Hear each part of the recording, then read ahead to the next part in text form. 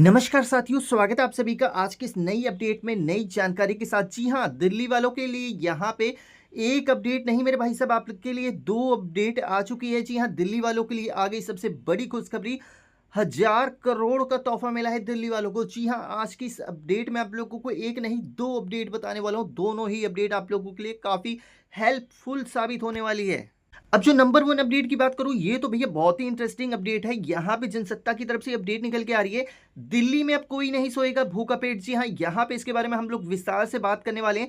क्या क्या कुछ बताया है इसके बारे में, उसके बाद सेकंड अपडेट आप लोगों को बताएंगे। तो यहाँ पे बताया गया है दिल्ली में भूखा पेट कोई नहीं सोएगा। इसको लेकर रेखा सरकार दिल्ली के झुग्गियों और निर्माण स्थलों के पास 100 अटल कैंटीन खोलने की प्रक्रिया जल्द शुरू करने जा रही है। इस बात की जानकारी मुख्यमंत्री रेखा गुप्ता ने खुद शनिवार को दी है।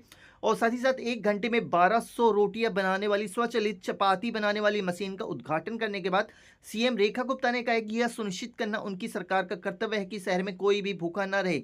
मुख्यमंत्री रेखा गुप्ता ने कहा कि हमें 100 अटल कैंटीन खोलनी है ताकि दिल्ली में कोई भी भूखा ना रहे।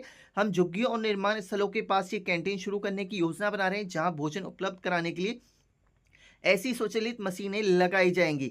और साथ ही साथ यहाँ पे बता दें, गरीबों और जरूरतमंदों को सिर्फ 5 रुपए प्रति भोजन की मामूली दर पर पौष्टिक भोजन उपलब्ध कराने के लिए अटल कैंटीन स्थापित करना इस साल की शुरुआत में दिल्ली विधानसभा चुनाव से पहले भाजपा द्वारा किए गए चुनावी वादों में से एक था। साथ ही यह आश्वासन केंद्रीय गृह मंत्री अमित शाह द्वारा जारी किया गया संकल्प पत्र चुनाव में शामिल किया गया था। भैया महिला वाला तो कर देते यार, चलो देखो कब करते हैं। पिछले महीने दिल्ली में 27 साल के अंतराल के बाद 2025-26 वित्तीय वर्ष के लिए अपनी सरकार का पहला बजट पेश करते हुए मुख्यमंत्री, जिनके पास वित्त विभाग का प्रभार भी है, उन्होंने अटल कैंटीन खोलने के लिए 100 करोड़ रुपए अलग रखे हैं। पूर्व प्रधानमंत्री अटल बिहारी वाजपेयी के नाम पर यह कैंटीन कई अन्य भाजपा शासित राज्यों में भी चलाई जा रही हैं। और सीएम रेखा गुप्ता ने हनुमान जयंती पर भगवान हनुमान के नमन को करने के बाद अपने निर्वाचन क्षेत्र शालीमार बाग में सिद्ध कत्यानी देवी मंदिर में स्वचालित चपाती बनाने वाली मशीन का उद्घाटन किया। सीएम ने कहा कि चपाती बनाने वाली मशीन गरीबों और जरूरतमंदों को भोजन के पैकेट उपलब्ध कराने वाली दैनिक अन्न सेवा चलाने में मदद करी। अब यहाँ पे आप लोगों को सेकंड अपडेट भी बता देते हैं। तो मेरे भाई, अगर चैनल पे पहली बार आए हो तो चैनल को सब्सक्राइब कर लेना, आप लोगों को लगातार अपडेट देखने को मिलती रहेंगी। अब यहाँ पे सेकंड अपडेट है, ये भी कोई मामूली अपडेट नहीं है। दिल्ली में कार बाइक वालों की टेंशन खत्म, सीएम रेखा गुप्ता देंगी 1000 करोड़ का तोहफा। परमेश वर्मा ने बनाया प्लान। जी हाँ, इसके लिए भी इन्होंने प्लान बना दिया भैया। अब इनके भी प्लान आप लोग विस्तार से देख लीजिए। तो यहाँ पे आप लोगों को दिल्ली में मुख्यमंत्री की कुर्सी पर बैठने के बाद से ही CM Rekha Gupta full action में दिख रही है।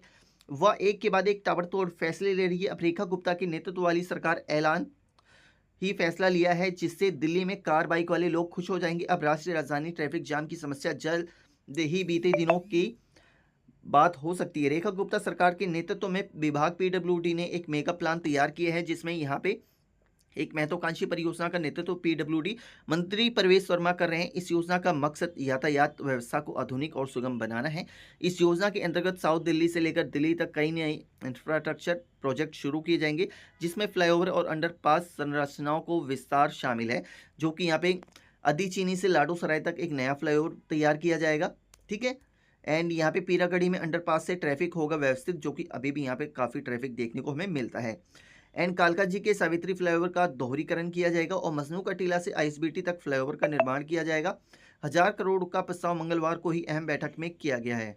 तो यहाँ पे ये दोनों ही अपडेटें आप लोगों के लिए काफ़ी हेल्पफुल साबित होंगी। तो मिलेंगे हम लोग नेक्स्ट किसी अपडेट के साथ, नई जानकारी के साथ। वंदे मातरम, जय हिंद।